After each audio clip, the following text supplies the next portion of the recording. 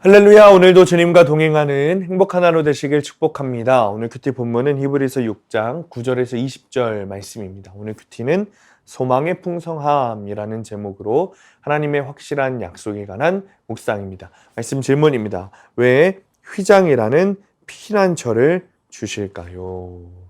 구원에 확실히 속한 사람들은 심판의 말씀을 들으면서도 하나님의 사랑과 의를 경험하죠. 또한 그는 자기와 마음이 잘 맞는 사람뿐만 아니라 마음이 맞지 않는 사람이라고 할지라도 함께 구원에 속한 자로 하나님의 이름을 위해 그를 사랑으로 섬기게 돼요. 9절입니다. 사랑하는 자들아, 우리가 이같이 말하나 너희에게는 이보다 더 좋은 것 구원에 속한 것이 있음을 확신하노라. 하나님이 우리에게 바라시는 것은 우리가 서로 부지런히 사랑하고 믿음의 성숙을 향해 나아가는 것입니다. 하나님은 내가 세상에서 성공한 자가 아니라 힘든 현실 가운데서도 약속을 믿으며 소망 중에 기뻐하는 자를 본받기를 원하세요. 아브라함은 이 약속을 오래 참음으로 받았어요. 그는 하나님의 약속하신 지 25년 만에 아들 이삭을 얻었고 수천 년이 흘러 아브라함의 씨로 그리스도께서 이 땅에 오심으로 천하 만민이 복을 받게 되었죠. 아브라함의 영적 자녀인 우리도 이 약속의 주인공이에요. 우리는 하나님이 내 인생을 이 약속으로 최후 확정해 주실 줄 믿으며 오래 참아야 합니다. 그 소망을 가지고 그 소망 가운데 약속을 붙잡고 인내하는 성도에게 하나님이 반드시 복을 주신다는 거예요.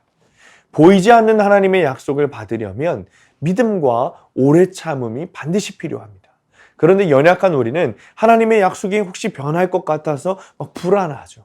따라서 우리는 구원의 소망을 얻고자 공동체라는 피난처를 찾아야 되는 거예요. 19절에 우리가 이 소망을 가지고 있는 것은 영혼의 닷 같아서 튼튼하고 견고하여 휘장 안에 들어가나니. 그러니까 우리에게 피난처로 주신 휘장 안에서 우리는 주님이 우리를 어떻게 구원하시고 복 주시는지를 보며 큰 위로를 받습니다. 영원한 대제사장 예수님을 의지하여 나도 남들에게 구원의 소망을 주고자 살아갈 때 그 소망은 영혼의 덫같이 견고해지는 법이죠. 적용 질문입니다. 나는 지금 누구를 본받으려고 부지런히 노력합니까? 소망과 위로를 얻고자 내가 찾는 피난처는 무엇입니까? 오늘의 원포인트, 공동체를 피난처 삼아야 합니다. 심판 속에서도 주님의 사랑과 공의를 깨닫고 나아가는 것이 성도입니다. 하나님께서 주신 구원은 오래 참음을 통해 주어집니다.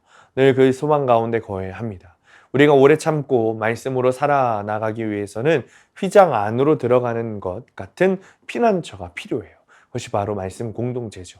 우리에게 주신 말씀 공동체인 속회와 교회 안에 늘 거하며 피난처를 삼아 결국에는 복된 그 길에 도착하시게 되시기를 축복합니다. 기도하겠습니다. 주님, 너무나도 어렵고 힘들고 고난과 같은 광야와 같은 삶을 살아가는 우리입니다.